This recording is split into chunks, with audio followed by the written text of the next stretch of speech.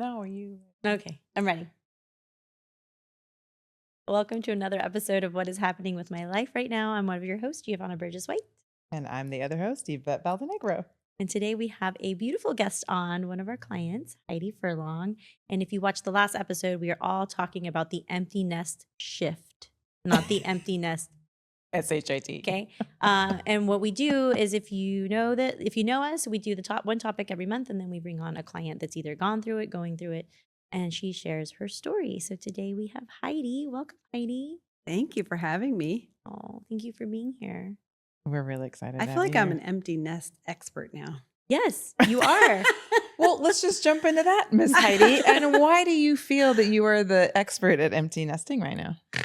Well, because it's a process. It's a really kind of long, slow process. It's not like the next day thing and then the next day it's over. Like it's a slow process of realizing what's happening. And so anyways, it's kind of a slow process. And now that my youngest has graduated from college, I feel like that's like the next step in empty nesting. Yeah. So you've had basically 4 years, right? I mean, technically. Yeah. So now it's been June will be 5. Yeah. Wow. Well, what we've been know. finding with all these podcasts is that, what we really wanted is the topics that we know are happening in people's lives. And we know that we're all going through these transitions, but for some reason, we're really not talking about it. And this one to me is like the practical, unpractical. Anyone who has a child that when they reach age 18, whether they go to school, they get a job, they decide to move out, they move in, whatever, there is some kind of transition that happens. But it's not like we're standing around in social settings talking about, well, how's your transition with empty nesting? Like for some reason, Exactly. that's not what we talk about, but it's happening, right? Yeah. Okay, so let's just dive in right away because we don't have tons of time, but we want to know. I'm going to ask you this question verbatim. Okay. When your children left home, what feelings came up for you first? And did any of them surprise you about yourself? Any of my feelings. Your feelings, your And I favorite don't word, love Heidi. talking about feelings. I have 2 children and they are 3 years apart. So basically for the 15 years prior, we'd been a family of 4. Mhm. And we had moved here when my son, the end of his junior year of high school. So we had moved here. Like you're just busy stuff's happening. And so then he applies to go to college and he decided he didn't want to go to college in Texas. He wants to go in California, which is another kind of different thing. If your kids are a plane ride away versus a car ride Right. away, or they're in another country, like it's always vastly different. So decides he's going to California.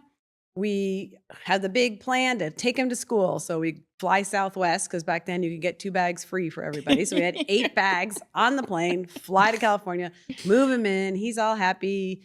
We go on to do our thing. And, we were doing this and that, but it wasn't until we got on the plane on the way back when it was just 3 of us. Mm. And I was like, oh my gosh, that was a big feeling for me. I was like, oh my gosh, like this is the new normal.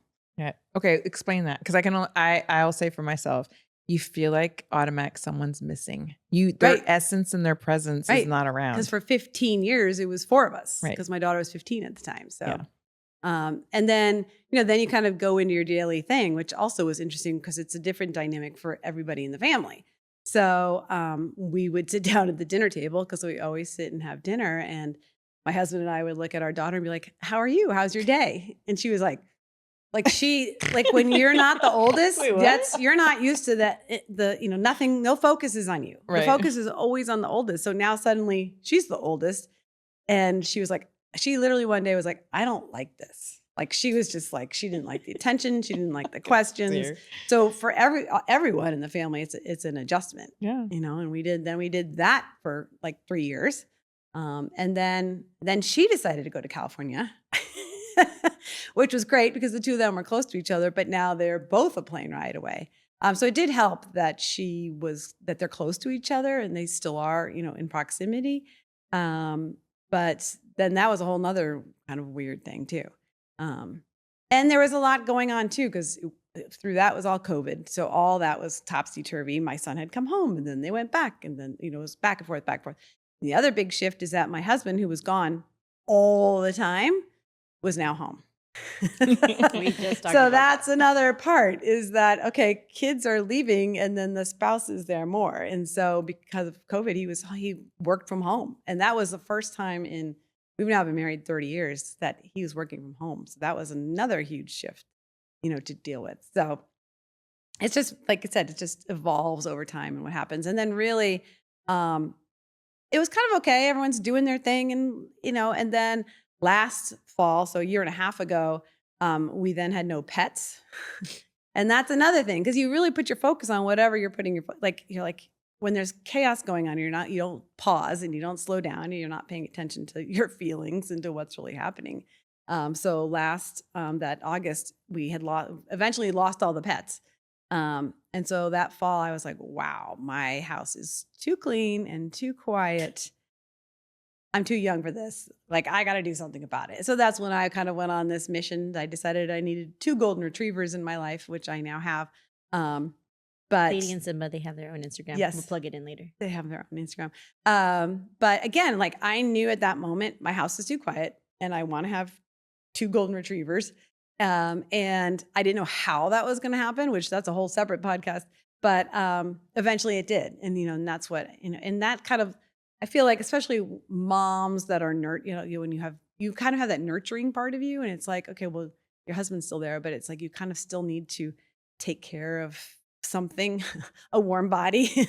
And so that's where I feel like pets help a ton. So I get a lot of joy out of spending time, and I home cook for my dogs and we go for walks and all that stuff. And that really helps that part for me. Right. Hey, I want to pause because you said something super important. I feel like you have to nurture a warm body. Talk about nurturing yourself. Yes, and that's the other thing I kind of because you've never did that before. Right. So exactly. So when you're doing all that stuff for all those years, you're not nurturing yourself, But one thing that I did do is I've been now in business with myself. Started my own business 15 years ago because I knew then, my daughter was in kindergarten, I knew then eventually they're going to go to school there or whatever they're going to do and they're going to leave me, and so there's so many women that are devastated by that. But the whole thing is that's your job.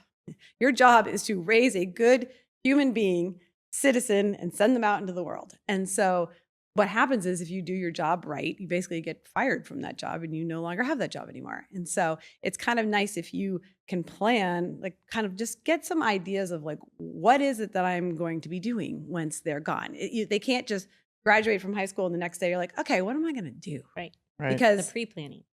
We have pre-planning and exactly planting the seeds and doing all that. So I knew way back then that I needed to have my own thing. And it's so cute because my kids look back. Like, I actually just launched my new website this week and my daughter helped me with this scrolling video. And then my son sent me a text late last night. It was like, oh my gosh, I just checked out your website and it's so cool.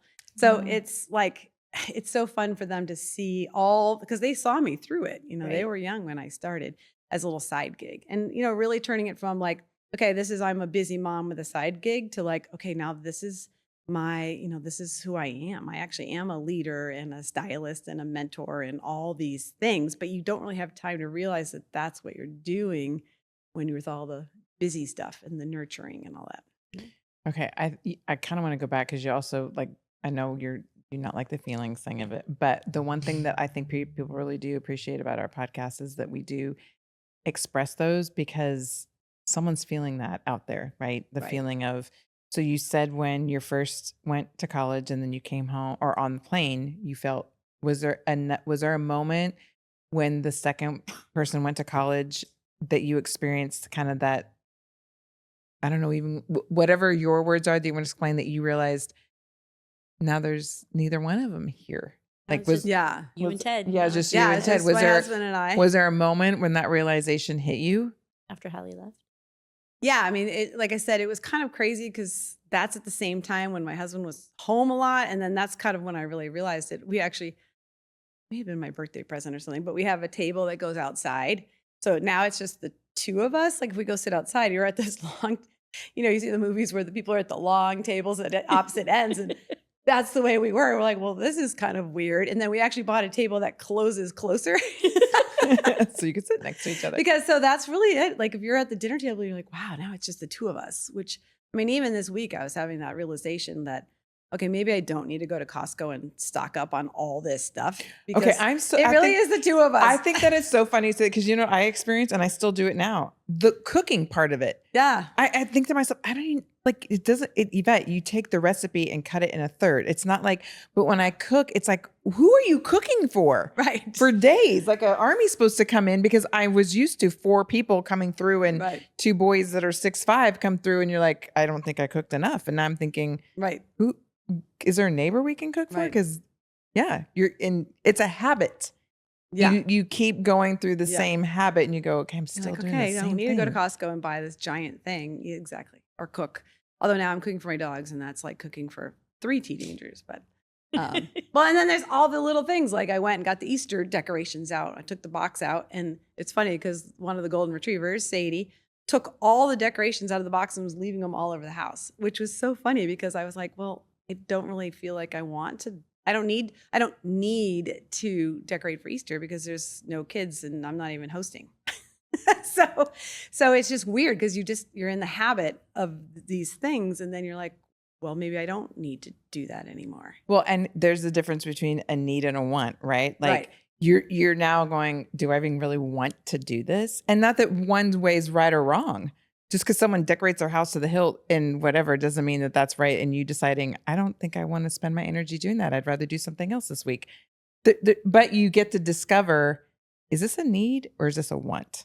Right. And where am I with this? Right. Or am I doing this for others?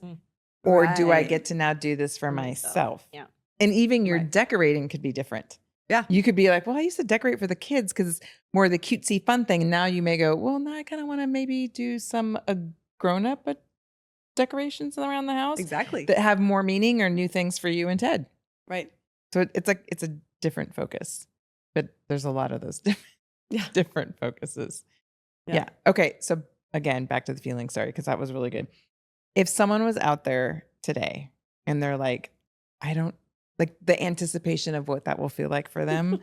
Is there any way, like, are there words that you could use to describe of If someone, let's just say someone this is Mrs. Prepared, but someone who's not prepared that maybe has a junior, senior in high Oh, yeah. school and they're maybe right now they're listening. They're like, oh my gosh, I'm getting anxiety just thinking about the fact Yeah. that my kid's going to now be gone. Could you kind of give them descriptive words of what that feels like? Almost like in preparation of, almost like when someone's going to have a baby and you go, oh, like, well, what does that mean? What am I about to experience? It's kind of hard. It's hard. It's hard to explain. And there's 5 million different variables, right? Right. But you can put into words like, well, these are some feelings that I had in this time period. So almost like they can kind of prepare themselves. Well, I feel like I was pretty prepared. I mean, I Okay. just knew it was going to happen someday. But I mean, the biggest thing is that it's a good thing. Like that's the biggest thing. Yeah. Don't focus on the fact that it's a bad thing. It's a good thing. And if they go out of the state or they go out of the country or whatever it is, that's even a better thing because they're even, getting their wings and flying even farther. Yeah. So you don't want to be the one that holds them back Mm. because that's not a good thing. Because the words that we use Yeah. matter because I say It that all the totally time. matters. Oh, what about your mom? What about your dad? It's like that's not their job to worry Yeah, about. the you. It's like, responsibility. oh, you're not going to go to school in Texas? Yeah. Yeah. Because it's Yes. close to me? It Yeah, how are we hurt- going it to see hurts. you? We're Yeah. not going to be involved in your Like, activities. It's like that part's hard. And so you have to just let it go. Let it go. Let them figure it out. Let them, and that's okay. That's a good thing. So, feel confident that they're going to figure it out and let them do it. That's the biggest thing is let them do it. Love it. That's good. I want to talk about the post now that you're fully embracing empty nesting. What parts of yourself have you embraced or discovered that you didn't expect?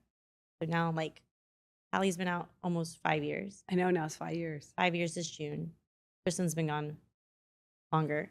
So Yep. now, and you've been with us for 3 years. Yes. I mean, we've been just coaching you into the next season and the next know. season. So now that I Yes. feel like you can now say you're fully like a pro empty nester.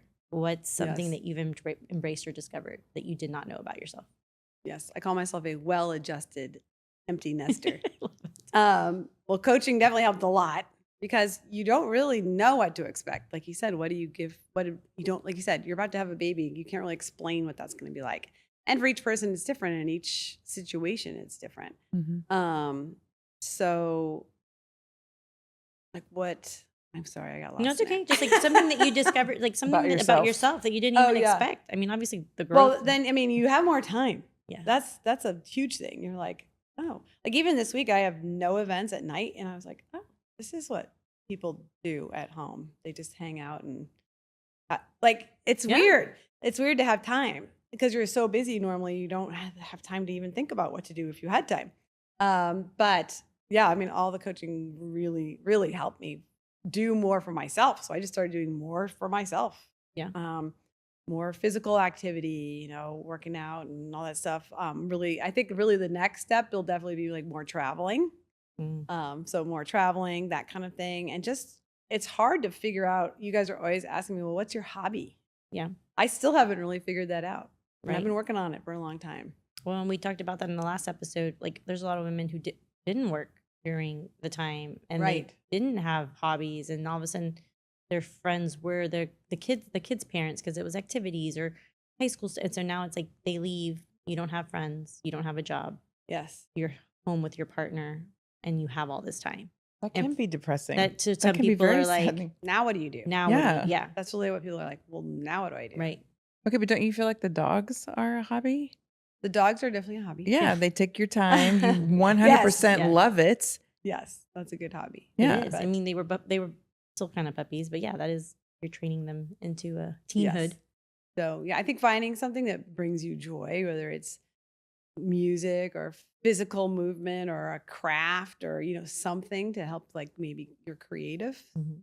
part, which you really haven't really been able to do for a long time, is a good thing. Reading books. I mean, I used to get magazines all the time, which I love, and I never sat and read any of my magazines. Just taking time to do that stuff. And I just found out, I just doing much more for myself. I mean, I'm lucky because I work for myself. So, and I've been thinking about that with the light outside because of the time change and all that stuff. So I can wake up when I want. I'm like, well, maybe I'll wake up when it's sunny outside. Yeah. But it's really weird. I don't have to just jump out of bed and go and get a kid on a bus or that kind of thing. Like you can really be intentional with what you want to do with your pockets of time and create space for yourself. Well, you're obviously really well adjusted. So, there's that side. But I can only imagine because right now when you're saying that, I'm like, oh, gosh, I can totally imagine the woman that says, but I feel guilty. Like, Yes. I feel because that's never happened before. Being able to stay in bed, not have to take someone to the Yeah. bus, not having to jump up Well, and feed someone, all those kinds of things, yeah. right? You go, okay, but now you get to choose what you want. Well, what do you mean? What I want can turn into, but I feel guilty about thinking about me first. And that's a very awkward feeling because there's so much time that they haven't been able Well, to do and that. that's something I think that's very hard for people, which is interesting. My parents are 30 years older than me. I won't say how old they are if they're watching. the math. But they've both had this realization in the last couple of years. They both, my mom was like, I have to get up and do all day because that's what I've done my whole life. And then one of her doctors was like, you're 86 years old. You can do whatever you want. Yeah. Like you don't have to go do all this stuff. Right. And it was actually giving her anxiety, which is how we invented Wacky Wednesday, because she would be like, oh my gosh, I have to go to the DMV or whatever that thing is. Because she's still driving. She's actually very good at it.